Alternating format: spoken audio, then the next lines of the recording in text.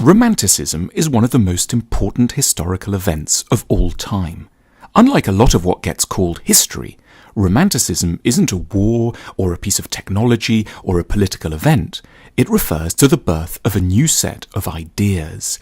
It's about a mindset and a way of feeling. Romanticism began in Western Europe in the mid-18th century in the work of artists, poets and philosophers, and it subsequently spread all over the world, changing how millions of people look at nature, children, love, sex, money and work. We are all now, more or less, in some aspects of our sensibilities, romantics. Romanticism is best understood as a reaction to the birth of the modern world and some of its key features: industrialization, urbanization, secularization, and consumerism. What follows are some of the central moments in the history of Romanticism. The Marais, Paris, May 1762. The Swiss philosopher Jean-Jacques Rousseau publishes a book about the raising of children, Émile, or On Education. It contains diatribes against the oppressive world of adults and praises the natural goodness, spontaneity and wisdom of little children. It is at points extremely anxious to get mothers to breastfeed their offspring, the first sustained argument for this practice in Western civilization. The world around Rousseau is growing ever more rational, scientific and technologically based. It's increasingly sensible, planned, sterile and bureaucratic. Against all of this, Rousseau emphasizes the child, the original rebel, the representative of everything that's pure, unschooled and outside of adult discipline. It's the seat of creativity and genius. For the first time in Western history, glamour is directed not at the attainment of reason and adult self-control, but at the freedom from tradition and the natural innocence and sweetness of the child. Brook Street, London, August 1770. A precocious 17-year-old poet called Thomas Chatterton downs some arsenic and ends his life in a tiny attic apartment. He kills himself because no one wants to publish his poetry, which is concerned with beauty and wisdom, and because his uncomprehending family are applying pressure for him to become a lawyer. A cult soon grows up around the young, beautiful poet with shoulder-length chestnut hair. He becomes an emblem of something that will become very important for romantics: the idea of the sensitive, doomed person, often an artist, rejected by a cruel, vulgar world. Chatterton stands at the head of a long line of romantic heroes that will stretch from Byron to Keats to Van Gogh and eventually all the way to Jim Morrison and Amy Winehouse. Romanticism borrows from Christianity. The romantic hero is a secularized, Christ-like figure, the loser who is in truth deeply noble in the eyes of the few who understand. Leipzig, Germany, 1774. The German author Goethe publishes the quintessential romantic love story, The Sorrows of Young Werther. It tells the story of a passionate, doomed love affair between a young poet called Werther and a beautiful, clever young woman called Charlotte. Unfortunately for Werther, Charlotte is married, so the love is impossible from the very start. But that doesn't stop Werther, a dreamy and practical young man who loves the arts above all else. Like Chatterton, Werther is under pressure to have a sensible career and join bourgeois life, but he can think of only one thing: the impulses of his heart. Eventually, Werther can't take it anymore and kills himself. But rather than condemning him as a lunatic and a hothead, Goethe, one of the founding fathers of Romanticism, directs all our sympathies towards Werther. We're supposed to be on his side, admiring his passionate and entirely impractical attitude to love. The book becomes the most popular novel of a generation. 3 million copies are printed.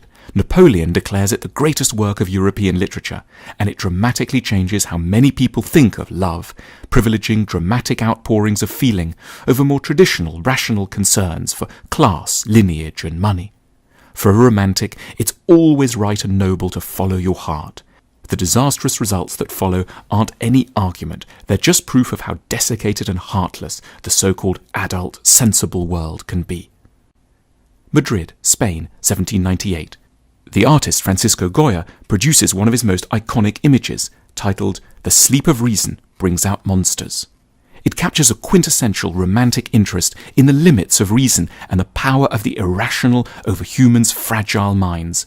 To be romantic is to have sympathy for madness and to hold an almost vengeful attitude towards bombastic claims as to the triumph of rationality, science and logic. The Lake District, England, December 1799. a young English poet called William Wordsworth and his sister Dorothy move into what's set to become one of the most famous residences in the history of English literature, Dove Cottage in Grasmere on the edge of the Lake District. Here they will spend the next 9 years, and Wordsworth will write some of the greatest poetry in the English language, celebrating something that's very under threat, the natural world. He'll write about daffodils, oak trees, clouds, butterflies and rivers, and his work will charm and seduce Europe. Within a generation there will, in Wordsworth's own estimation, be more tourists than sheep in the Lake District. Most importantly, running through Wordsworth's poetry is an abiding hatred for everything mechanical and industrial. When many years later a railway line threatens to pass through the Lake District, Wordsworth and his followers do everything they can to have the train, a symbol of Wordsworth's hated technology, rerouted.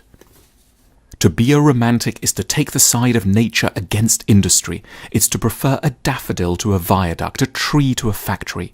At the moment when huge swathes of Britain are being covered in the often monstrous new cities that are making Europe rich, Wordsworth, the quintessential romantic, speaks up for the natural and the simple life.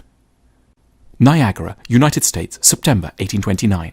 The American painter Thomas Cole paints one of his most characteristic images of the mighty Niagara Falls with a couple of Native Americans in the foreground. Cole makes his name as a painter of sublime scenes, vast landscapes of the American interior, showing nature at its most dignified and impressive. Man looks lost and puny by comparison. This too is a typical romantic attitude, for romantics don't believe in God, but they go in search of the emotions one might once have had around religion, and locate them in the big, wide-open spaces of nature. To be a romantic is to find relief from the pressures of competitive city life in the sort of natural grandeur that transcends all human achievements and concerns. Westminster, London, April 1847. 14 years after some fairly incompetent officials destroy the British Parliament with fire, a new building reopens designed by a rising star architect, Augustus Pugin. Oddly, even though the building is new, it's made to look old, very, very old, medieval in fact. It's full of suits of armour and seated angels. When the architect Pugin defends the building, he argues that his building is noble because it harks back to his country's pre-industrial past, before it grew obsessed, he's careful to add, with money or technology. It begins a cult of the Middle Ages, a big theme in Romanticism, which identifies in the world of knights and castles, a nobility that is thought missing from the factories and shopping arcades of the modern world. Saint-Germain, Paris, May 1863. The French poet Charles Baudelaire writes a prose poem celebrating an unusual character whom he calls a flâneur, a stroller or loafer. A casual wanderer who has no particular job to go to and just spends his time observing busy street life of a modern city, threading his way through the crowds, strolling instead of rushing, sampling people's conversations and creating narratives for others' lives. Baudelaire, a typical romantic, admires the flaneur's playfulness and lack of practicality. This person isn't a waste of time. It doesn't matter that he doesn't have a job. For Baudelaire, he is a prince, unlike the boring wage slaves rushing to the new offices of capitalism. Le Havre, April 1891. The French painter Paul Gauguin sets sail for Tahiti, hoping to escape everything that is artificial and conventional. He lives in the Pacific South Seas on and off for the rest of his life, drawing young native women looking relaxed and natural without anything on.